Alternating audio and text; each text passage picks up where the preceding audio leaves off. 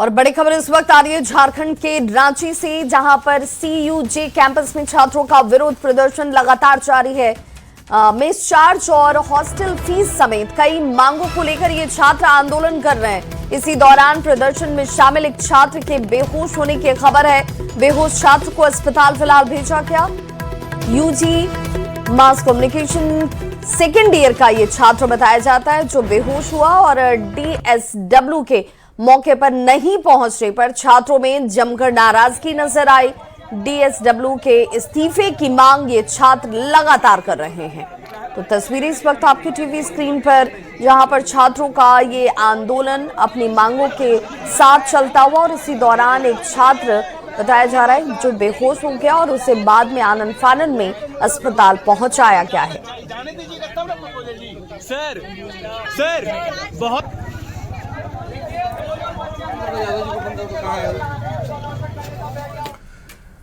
डुमरी से जेएलकेएम विधायक जयराम महतो फिर सुर्खियों में हैं। उन पर धनबाद के बरवा अड्डा थाना प्रभारी से गाली गलौज और धमकी देने का आरोप लगा है, जिसका ऑडियो वायरल हो रहा है। हालांकि न्यूज 18 इस वायरल ऑडियो की पुष्टि नहीं करता। इधर वायरल ऑडियो पर विधायक ने सफाई दी है और इसे निजता का हनन बताया है। वहीं पुलिस एसोसिएशन नाराज है। इस मामले को लेकर एफआईआर दर्ज की गई है और 24 घंटे में माफी नहीं मांगने पर आंदोलन की चेतावनी भी दी गई है। विधायक जयराम महतो पर लगे आरोप। जयराम महतो एकमात्र विधायक है जो सिस्टम से लड़ने के लिए तैयार है, बाकी तो सिस्टम से मैनेज हो गए हैं। थाना प्रभारी से बात का ऑडियो वायरल। तुम गोली मार दो, जिस दिन सरकार सबसे पहले तुम सुनेगा। न्यूज 18 नहीं करता वायरल ऑडियो की पुष्टि। विधायक की सफाई, बताया निजता का हनन। अगर हमने आपको धमकाया भी है या कुछ ऐसा डांट फटकार भी किया है तो प्राइवेट प्लेटफॉर्म पर किया है, पब्लिक प्लेटफॉर्म पर नहीं। भड़का पुलिस एसोसिएशन, माफी की मांग। अरे तो प्रमाण है, हाँ प्रमाण है सर, कौन है प्रमाण? प्रमाण है। तुम अगर झारखंड में तुम्हारा सर्विस रहा और सरकार जिस दिन बदला पर्सनल खुंडों से निकालेंगे। इस बात को किसी दीवार में तुम लिख लो। तुम गोली मार दो। ये कथित आवाज है जेएलकेएम विधायक जयराम महतो की। आरोप है कि धनबाद के बरवा अड्डा थाना प्रभारी के साथ बातचीत के दौरान विधायक ने अभद्र भाषा का प्रयोग किया, गालियां दी और अंजाम भुगतने की चेतावनी भी दी। हालांकि न्यूज 18 इस वायरल ऑडियो की पुष्टि नहीं करता। क्या के चक्कर में सब पकड़ने गया? दरअसल बड़ा पिछड़ी पंचायत की मुखिया के फर्जी हस्ताक्षर से जाति और आवासीय प्रमाण पत्र बनाने के मामले में पुलिस ने जेएलकेएम से जुड़े गणेश दास को गिरफ्तार किया था, जिससे नाराज होकर जयराम महतो पर थाना प्रभारी रवि कुमार को व्हाट्सएप पर कॉल कर धमकी देने का आरोप लगा है। तुम्हारा सर्विस रहा और सरकार 22 अगस्त का ये ऑडियो क्लिप सोशल मीडिया पर वायरल हो रहा है। तुम मीठा बोलते हो और पीठ पीछे बोलते हो, फिर भी किया है। तुम गोली मार दो गणेश दास को, लेकिन यहाँ सरकार बदला। तुम झारखंड के किसी कोने में रहो, ठीक है सर, वो आपका सर अधिकार है, लेकिन नहीं वो सर अब ऐसे पूरे मामले पर डुमरी विधायक ने अपना पक्ष रखा। वायरल ऑडियो को एडिट कर पेश करने का आरोप लगाया। विधायक ने थाना प्रभारी पर कई गंभीर आरोप लगाए और निजी स्तर पर बात को वायरल करने का आरोप लगाते हुए निजता का हनन बताया और कानूनी कार्रवाई की चेतावनी भी दी। ये कार्यपालिका में बैठे लोग दिमाग की तरह इस देश को चाट चुके हैं और उन्हीं के कारण मैं बिल्कुल ऐसे लोगों को, जनता को स्वयं सबक सिखाना चाहिए। जो व्यक्ति 30,000 रुपया एक गाड़ी से मांग कर रहा है, और मेरे पास भी है, मेरे पास भी मैसेज है, बस मेरे पास, लेकिन हम निजता का अधिकार का हनन, उसमें आधार जो है एआई जनरेटेड किया गया है। मैंने ऐसा ना कि मतलब मेरी उससे बात नहीं हुई है बात। अगर हमने आपको धमकाया भी है या कुछ ऐसा डांट फटकार भी किया है तो प्राइवेट प्लेटफॉर्म पर किया है, पब्लिक प्लेटफॉर्म पर नहीं। डुमरी विधायक की ओर से थाना प्रभारी को गाली और धमकी मामले को लेकर प्रदेश कांग्रेस के पूर्व अध्यक्ष राजेश ठाकुर ने पुलिस और जनप्रतिनिधियों दोनों को अपनी मर्यादा का ख्याल रखने की नसीहत दे दी। कई विधायकों का आपने देखा होगा इस तरह की बातें सामने आ जाती है हमें लगता है कि पुलिस को भी अपनी गंभीरता दिखानी चाहिए और जो माननीय लोग हैं उनको भी अपने गरिमा के अनुरूप बातें करनी चाहिए।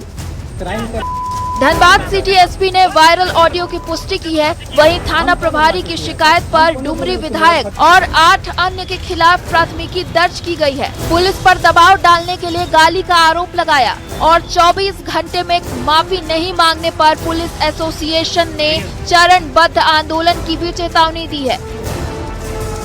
गर्म मिजाज के माने जाने वाले विधायक जयराम महतो ने सफाई भी दे दी है, लेकिन मामला जल्द शांत होता नहीं दिख रहा है। न्यूज 18 के लिए धनबाद से संजय गुप्ता और बोकारो से मृत्युंजय कुमार के साथ ब्यूरो रिपोर्ट। उधर विधायक जयराम महतो के खिलाफ झारखंड पुलिस एसोसिएशन ने भी अब मोर्चा खोल दिया है। पुलिस एसोसिएशन ने मुख्यमंत्री से पत्राचार कर समय मांगा है ताकि सभी चीजों के बारे में जानकारी दी जा सके। अगर मुख्यमंत्री एसोसिएशन को संतुष्ट करते हैं तो संघ आंदोलन नहीं करेगा, नहीं तो आंदोलन को मजबूर हो जाएगा। एसोसिएशन ने विधायक जयराम महतो को 2 टूक संदेश दिया है कि अगर विधायक का आचरण अगर अच्छा रहेगा तो उनका सम्मान होगा, नहीं तो प्रतिकार किया जाएगा।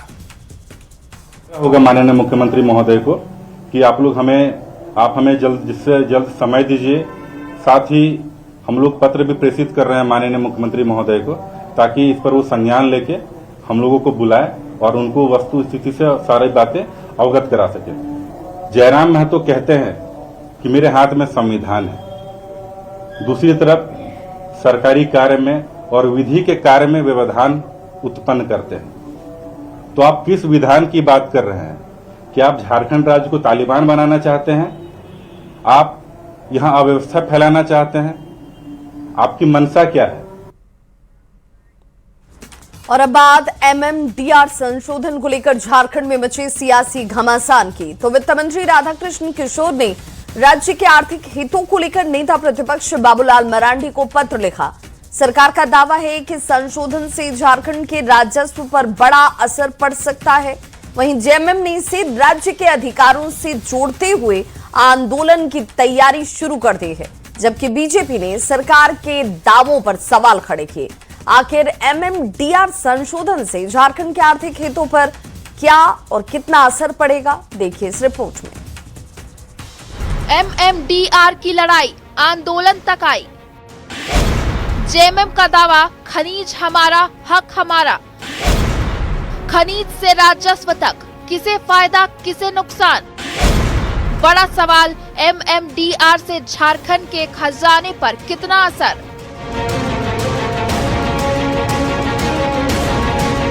झारखंड में MMDR कानून में संशोधन को लेकर सियासी और आर्थिक घमासान तेज हो गया है। वित्त मंत्री राधाकृष्ण किशोर ने राज्य के आर्थिक हितों को लेकर नेता प्रतिपक्ष बाबूलाल मरांडी को पत्र लिखा है। पत्र में केंद्र सरकार के प्रस्तावित संशोधन पर चिंता जताते हुए कहा गया है कि इससे खनिज संपदा से समृद्ध झारखंड को राजस्व का बड़ा नुकसान हो सकता है। वित्त मंत्री के मुताबिक वर्ष 2026 से 27 के सेस के जरिए राज्य को करीब 14,000 करोड़ रुपए का राजस्व मिलने का अनुमान है। वहीं झारखंड के करीब 1,36,000 करोड़ रुपए के बकाये का मुद्दा भी उठाया गया है। वित्त मंत्री ने साफ कहा है कि राज्य के आर्थिक हितों को लेकर सरकार केंद्र के सामने अपना पक्ष मजबूती से रखेगी और जरूरत पड़ी तो संवैधानिक मंचों का भी सहारा लिया जाएगा। जमीन हमारे नीचे का जो है सो खनिज प्रॉपर्टी और सारा आर्थिक लाभ केंद्र सरकार को। वित्त मंत्री की इस चिट्ठी के बाद झारखंड की सियासत में भी बयानबाजी तेज हो गई है। जेएमएम ने MMDR संशोधन को लेकर बीजेपी पर निशाना साधा है। वहीं बीजेपी ने पलटवार करते हुए आरोप लगाया कि वित्त मंत्री ने अपने पत्र में तथ्यों को छुपाने की कोशिश की है। केंद्र की मंशा है राज्य के रिसोर्सेज को अपने हाथों में लेना। ये राज्यों के साथ घोर अन्याय है, क्योंकि ये सुप्रीम कोर्ट के जजेस ने भी ये अधिकार दिया हुआ है कि अगर राज्य के पास मिनरल्स हैं जिससे पूरा देश समृद्ध हो रहा है, तो उस मिनरल्स का लाभ यहाँ के राज्य सरकार को। क्या प्रावधान किया गया है और शेष के नाम पर किस प्रकार से यहाँ पर लूट हो रही थी, वो जनता को हमारे कार्यकर्ता बताने वाले हैं। पूर्व केंद्रीय मंत्री सुबोध कांत सहाय ने भी MMDR संशोधन को लेकर केंद्र सरकार पर निशाना साधा है। सुबोध कांत सहाय ने सुप्रीम कोर्ट के 2024 के फैसले का हवाला देते हुए राज्य के खनिज संसाधनों पर अधिकार की बात कही। साथ ही केंद्र के फैसले के खिलाफ आंदोलन का ऐलान किया है। 27 तारीख को जिला स्तर हमारा विरोध प्रदर्शन होगा, धरना होगा। 7 तारीख को राज्य स्तरीय सितंबर को हमारा व्यापक हुंकार होगा। MMDR संशोधन के खिलाफ JMM भी आंदोलन की तैयारी में है। आंदोलन के अंतिम चरण में आर्थिक नाकेबंदी तक का अल्टीमेटम दिया है। हालांकि JMM के इस ऐलान पर बीजेपी ने पलटवार किया है। काले कानून को किसी भी हाल में लागू नहीं होने देना है। झारखंडियों के हक की हकमारी नहीं होने देंगे हम। ये इन्होंने पूरे जो थी अर्थव्यवस्था को हिला दी। फैक्ट्रीज जो हैं वो बंद हो रही है, माइनिंग कंपनीज बंद हो रही हैं। कोयले पे 450 रुपये सेस लगता है, जो अगल बगल के राज्यों की तुलना में सबसे ज़्यादा है। BCCL का प्रोडक्शन 13% गिर गया। तो झारखंड मुक्ति मोर्चा छात्र आंदोलन में बुरे तरीके से पिट गई है और नैरेटिव बदलने की कोशिश कर रही है। सियासत गर्मा चुकी है, आंदोलन का ऐलान हो चुका है। अब देखना होगा कि खनिज संपदा पर अधिकार की ये लड़ाई किस मोड़ तक पहुंचती है और झारखंड के हित में आखिर क्या फैसला होता है। न्यूज़ 18 के लिए रांची से संजय सिन्हा, गौरव झा, निरंजन के साथ ब्यूरो रिपोर्ट। उधर रांची में प्रदेश बीजेपी कोर कमेटी की बैठक में छात्र आंदोलन और छात्रों के साथ हुए अमानवीय व्यवहार का मुद्दा छाया रहा। बीजेपी ने साफ किया कि आने वाले दिनों में अगर जरूरत हुई तो बीजेपी छात्रों के साथ आंदोलन में सड़क पर उतरेगी।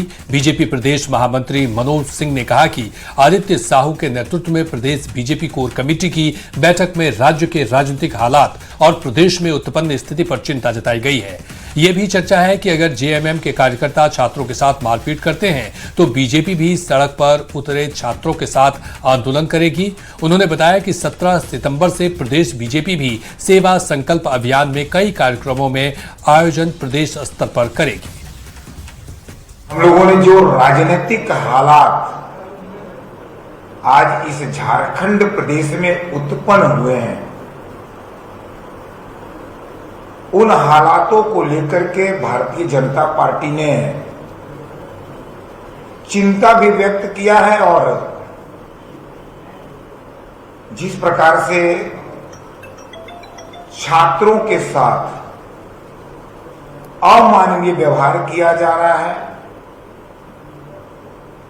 उसको लेकर भी इस कोर कमेटी ने चिंता व्यक्त किया है।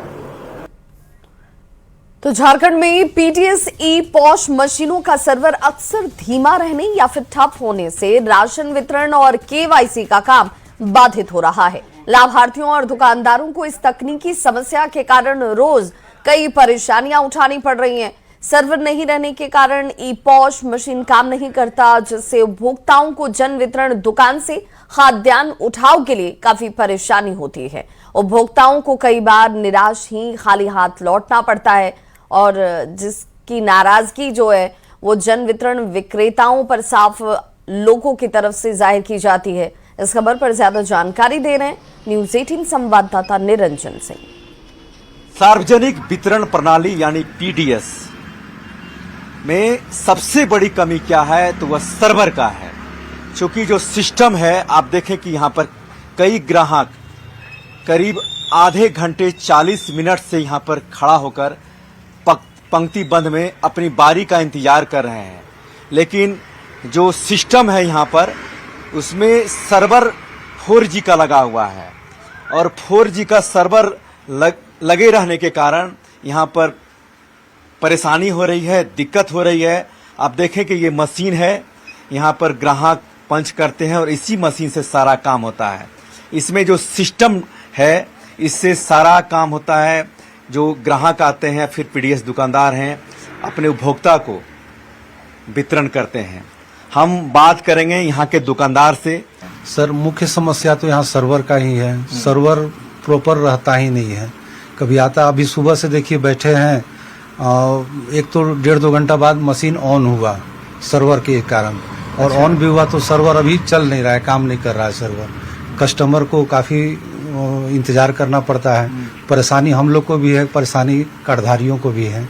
कई बार मंत्री ने बैठक भी किया था अपने विभाग के अधिकारियों के साथ, चूंकि सर्वर बराबर डाउन रहता है, उसके कारण यहाँ पर आप देखें कि कितने ग्राहक अपने पंक्तिबद्ध लाइन में इंतजार कर रहे हैं, उसके बावजूद भी यहाँ पर इन्हें जो राशन है वो नहीं मिल पा रहा है। आप देखें कि पूरी तरह से कहा जाए तो यहाँ पर 4G है ना जी 4G है सर। 4G है। 4G है।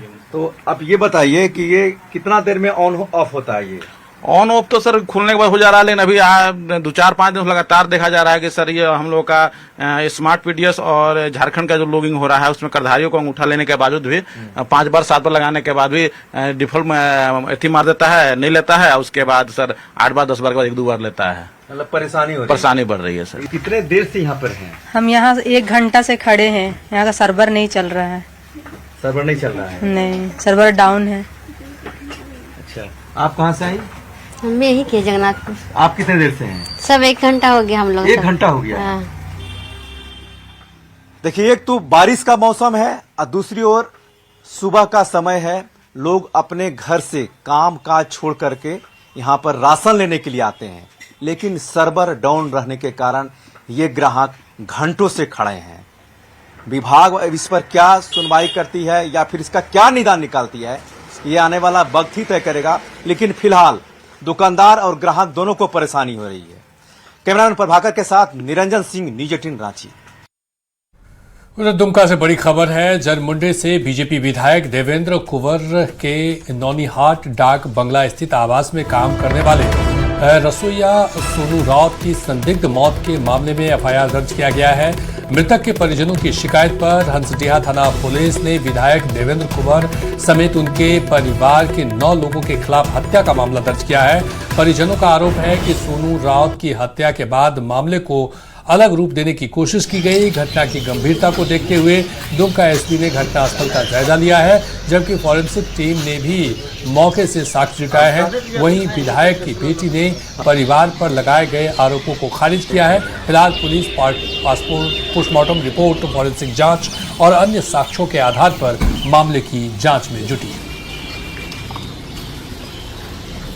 दर्ज करके अनुसंधान कर रहे हैं और जो भी इसमें तथ्य आएंगे उस पर कार्रवाई होगी। विधायक पर भी नाम दे सभी पर के नाम दिया गया है और अनुसंधान कर रहे हैं और पोस्टमार्टम रिपोर्ट आएगा। और भी यहाँ पर गार्ड लोग भी रहते थे, सबसे पूछताछ करेंगे। छानबीन करने के बाद ही निर्णय लिया जाएगा इस पर। जरमुंडी से विधायक देवेंद्र कुंवर के रसोईया मौत मामले में अब जरमुंडी के विधायक देवेंद्र कुंवर सहित 9 लोगों पर एफआईआर दर्ज हो गया है। ये नौनीहाट का डांग बंगला परिसर है, जहां पर अब कुछ ही देर पहले जो है एसपी पीताम्बर सिंह खेरवार और एफएसएल की टीम यहां पर मौके पर पहुंची और फॉरेंसिक ने कई तथ्यों की यहां पर उन्होंने जांच की है। बाकायदा जो है पूरे रूम का फोटोग्राफी किया गया। उसके बाद जो है कुछ तथ्य जो है उसे फॉरेंसिक की टीम यहां से जुटाई है और जो मामला सामने आ रहे हैं, इस पूरे मामले पर जो एसपी ने बयान दिया है कि इस जो जरमुंडी के विधायक है देवेंद्र कुंवर, उन पर और उनके दामाद मिथिलेश कुमार सहित कुल 9 लोगों पर फिलहाल एफआईआर इसमें दर्ज की गई है। नितेश कुमार, न्यूज 18 दुमका। क्या इस्लाम का जरूरी हिस्सा है हिजाब? स्कूलों में यूनिफॉर्म पहले होना चाहिए या फिर धार्मिक पहचान को अहमियत देनी चाहिए? ये सवाल इसलिए उठ रहे हैं क्योंकि हिजाब पर इलाहाबाद हाई कोर्ट ने एक बड़ा फैसला सुनाया है। स्कूल में हिजाब की मांग वाली याचिका को हाई कोर्ट ने खारिज कर दिया। हाई कोर्ट ने साफ कहा कि यूनिफॉर्म पहनना जरूरी है। निजी पसंद के आधार पर हिजाब पहनने की इजाजत नहीं दी जा सकती। वहीं से लेकर जहां मुस्लिम धर्म गुरुओं ने एतराज जाहिर किया, वहीं संतों ने इसका समर्थन किया है।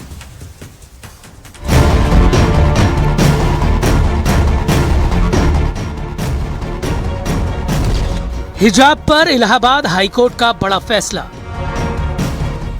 मुस्लिम छात्रा की हिजाब वाली याचिका खारिज। स्कूल यूनिफॉर्म के साथ हिजाब की इजाजत नहीं। यूपी के प्रयागराज में स्कूल यूनिफॉर्म के साथ हिजाब पहनने की मांग वाली याचिका पर इलाहाबाद हाईकोर्ट ने बड़ा फैसला सुनाया। अदालत ने 11वीं की छात्रा की उस याचिका को खारिज कर दिया जिसमें स्कूल यूनिफॉर्म के साथ हिजाब या स्कार्फ पहनने की इजाजत मांगी गई थी। इलाहाबाद हाईकोर्ट ने कहा कि हिजाब नहीं पहनने से आस्था खतरे में नहीं पड़ जाएगी।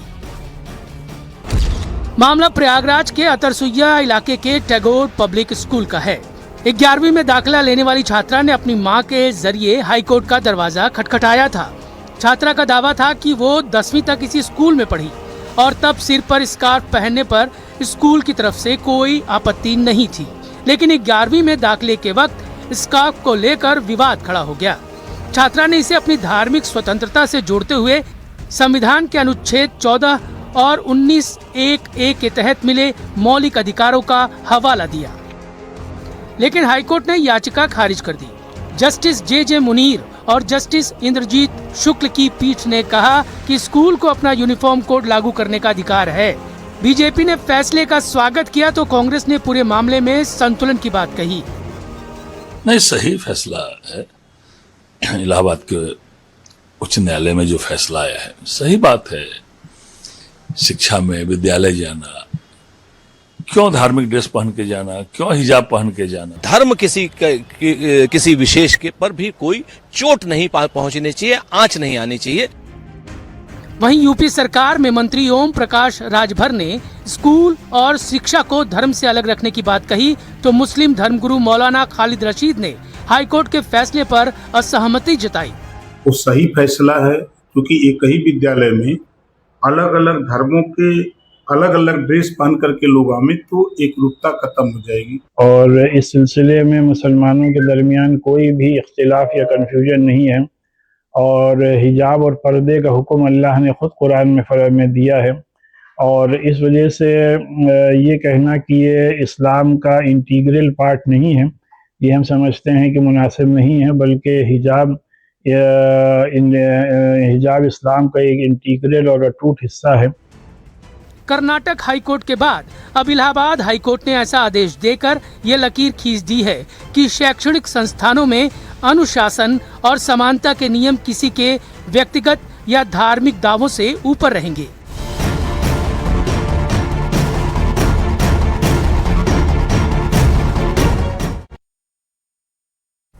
और इसके साथ फिलहाल इस बुलेटिन में इतना ही। नमस्कार।